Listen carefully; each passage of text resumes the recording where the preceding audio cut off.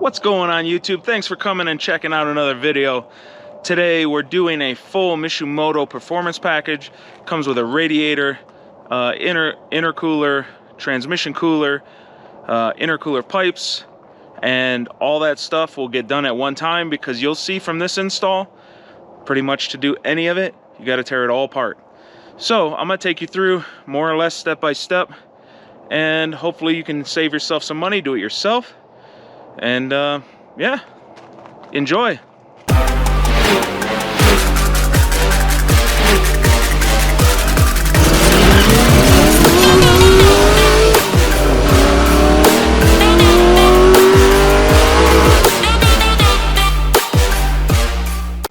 This box, the part number is MMB-RAM-003. This box has the two radiator hoses in it. This box here looks like a transmission cooler. We get hoses in the box. We get clamps, an adapter. What looks to be a thermal bypass for the transmission cooler, so this will make it either thermostatic or not. This box here is probably the intercooler piping. Couplers,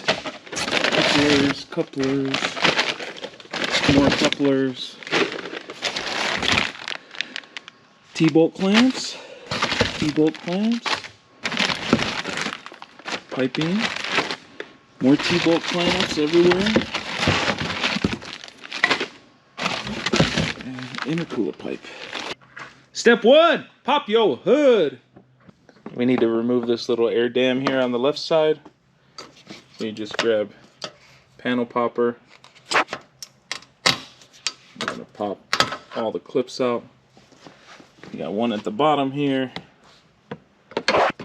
And one farther down, and you got one that goes through your AC condenser for some reason. Grab a 13mm and you're going to remove these bolts here that hold the condenser in for your air conditioner. There's two on each side. So I pulled up the condenser, swung it out, so now I can get to the intercooler, and the intercooler bolts are here, one on each side on the top. Then on down here on the clamps, you have 11mm T-bolt clamps. So we're going to loosen those all the way off, get those clamps loose. And then you have two also on the other side. So you got to get those all the way off. That way the couplers can be removed from the intercooler. On the throttle body, you're going to use the same 11mm socket to remove the clamps that hold the coupler to the throttle body here. In order to put the intake intercooler pipe going from the turbo to the intercooler on this side, we need to get down to the turbo and unbolt it from the turbo. So you need to disconnect these two sensors by pushing up on this red thing, then pushing the tab and pulling it back, and then this one is just pushing the tab and pulling it down. You're going to use a flathead, loosen this clamp, take your thumb, oh my god, at least it hit the ground. Take your thumb, take all these little pressure clips off, and then pull your top of your airbox off, and then you're going to undo this clamp down on the turbo to pull this guy out. And then that way you'll have a clear shot at the intercooler pipe. Take this top one out on both sides. It's 10mm. Now that the two are out, you can see the intercooler wiggles. And it's on some sort of like slide in pin thing. So you're going to pull up a little and then pull out. You see that thing sticking out right there? That goes over the frame rail. You see the rub marks? So you need to get this loose enough where it'll come off and then you'll be able to get it to come up and away. Now that the air cleaner is all out of your way, you can get to this clamp on the turbo and remove this clamp, loosen the coupler, and then that will all come off nice and tidy. After getting the clamp off, you loosen the coupler, and then on this side you make sure that it comes off the throttle body, and then you're going to wiggle and twist and pull the pipes out through the front after you get the intercooler out, obviously, because the intercooler is in your way. You're going to pull it off the turbo, then have somebody tilt that end up, and you're going to feed it back in and then pull it up and out.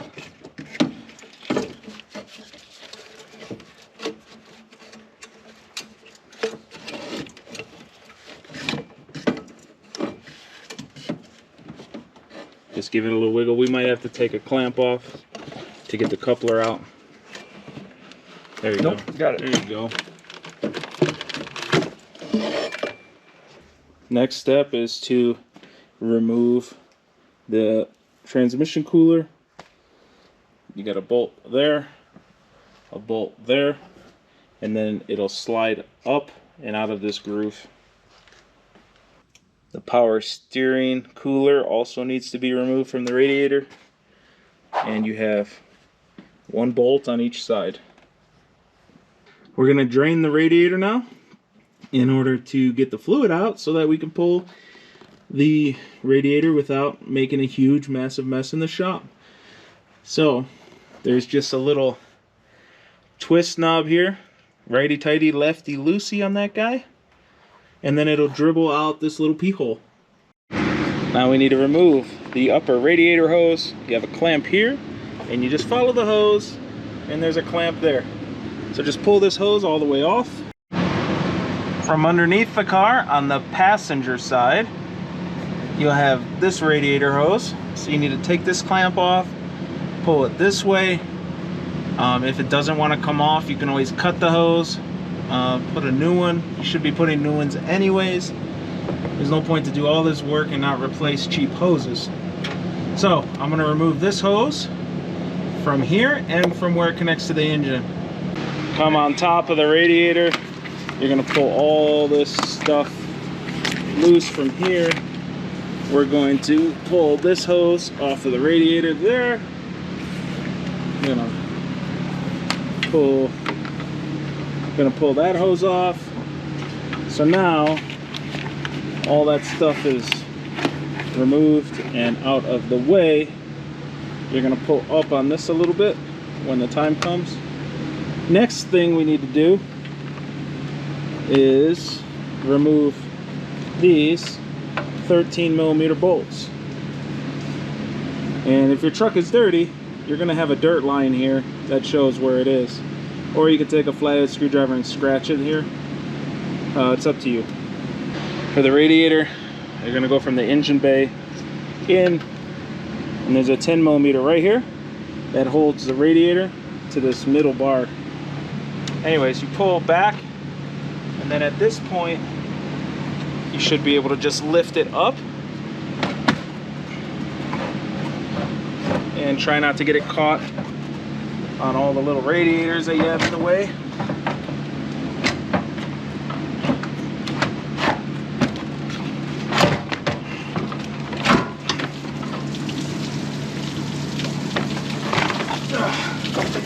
And make a huge mess. We got the new Mishimoto radiator here. We got the old one here. Now we have to take everything that's still on here and put it onto the new one. So we got the grommets, we got this fan, shroud. You got to take out the two top bolts. Then it slides out of the bottom. Transfer that over. And then there's the rubber bushings here, one on each side at the top that we have to swap over. So I'm going to go ahead and do that, and then we can put the radiator back in. For the transmission cooler, you're going to cut back from the hump on the lines, 5 inches, which is actually 1.5 inches from the metal coupler. So I'm going to show you what the radiator part looks like right now. So you want to measure from this little hump 5 inches that way, which actually ends up being 1.5 inches from here down. So mark it with a Sharpie and then cut it. And then this thing can go to recycling, or you can use it to water cool your home PC, whatever you want to do. Then they give you these butt connectors. You're going to jam one in each hose, and you're going to tighten down the hose clamps they provide you. Tighten that down on this, and then we'll get the other hose, the extension hose, and I'll show you what to do with that. For the transmission cooler, I don't want a thermostat in there, so it comes with this little piece of paper, more or less. This is the bypass, so it will always flow oil, and it'll never you know, wait for it to get the temperature. Right now what comes in it is a thermostat, so it'll get it up to temperature and then it'll open and flow through the core. So right now, take a, I think it's 1 1/16 inches. I just used an adjustable wrench, and you're going to pull this out slowly, and you're going to replace pretty much this piece and this piece with this guy. So there's a tubby part on the bottom, the thermostat, and then that's the only part we're going to swap out. Everything else is going to stay in the same exact order. So these are the only 2 pieces you're going to take out. Everything else stays together. Okay, it's time to put this radiator back in. But first, I need to put the shroud back on, because I did some work and I swapped my belt while I was in here. I swapped my water pump while I was in here. So I got a nice new shiny water pump and a nice new tensioner. So anyways, I'm going to put that back together, and then we're going to slide the radiator in the way that we slid the old one out. So I slid it back in. Make sure it's seated on those rubber grommets. Make sure these guys are in here. Then you got to feed this piece here and underneath this piece. So we got to make sure, I used a little pry bar to make sure it went all the way over. So then you push that all the way in. Next step is to put the transmission cooler back. And so we just fold it up, slide it in the grooves, put the 2 bolts in. Once your cooler is bolted to the radiator, you're going to take the top line, which in this setup is the line that's on the left. It folds over like so, and it's the top line. That top line is going to go to this top fitting, and you're going to put a clamp on it. Then the bottom hose is going to go to the bottom, and you're going to do the same thing. So these lines that they gave us are a tad long, so I'm going to start with the bottom one first. I'm going to put it so it sort of touches the bottom, wraps up, and goes in smoothly, which means I'm going to cut like 6 inches off. So you bring that up, bring it up and over, boom, goes in. So your original top line goes to the top, original bottom line goes to the bottom. Your thermostat or your bypass is in here. Everything's mounted, make sure all the bolts are tight. And now we can re-bolt up the power steering cooler to the radiator, and then we can go to the intercooler. Grab your new hoses and worm clamps. You're going to put in the new hose here and the new hose here. Make sure the clamps are all nice and tight, and then get a funnel and start dumping in your antifreeze. I'm going to use concentrate, and I'm going to put a whole gallon of concentrate, then I'm going to fill it with water, put the whole gallon of water, and then do that again with another gallon of concentrate, full gallon of water, like that. So I got the couplers on loose, clamps on loose, because what I'm going to do is get the intercooler in first. That way I don't push these on too far. and mess it up. So the one that I am going to tighten though is the one that goes on the turbo right there. So I'm going to turn it more vertical, tighten that one down. And then for this one, you need to make sure this one's facing left towards the battery, the turbo one's facing the turbo, and then that way it doesn't get in the way of the intake and it doesn't get in the way of the starter solenoid. And then these two, I believe the best way is going to be both facing the fender. That way, because the intercooler is here, so you're not trying to fit a tool at some goofy angle. For the intercooler, you're going to swap over these bushings and these bushings from the factory cooler. Don't forget to pull off these caps or you will get no airflow. And then slide this back in, get it on the frame rail, and then we can play with the couplers. You got the intercooler put in. Make sure to get those tightened, and then you're gonna do it on the other side as well. And now the finagling part of making sure this tube isn't slid too far to one side or the other begins. And you just want this pipe centered on the couplers, and you can feel through the coupler where the tip of the pipe is. As long as the tip of the pipe is past this white line, that white line here, the tip of the pipe has to be past that on both sides, then you're all good to go. Tighten all the clamps down, and then we can put the cooler, our AC condenser back in, tighten that down, and then pretty much the front of the truck is done. Then we got to put the air box back in. For reference, this is how I have the hose clamps. So when you do it yourself,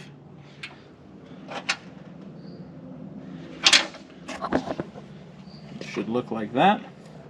And then I use a ratcheting 10 to finish the tightness on them.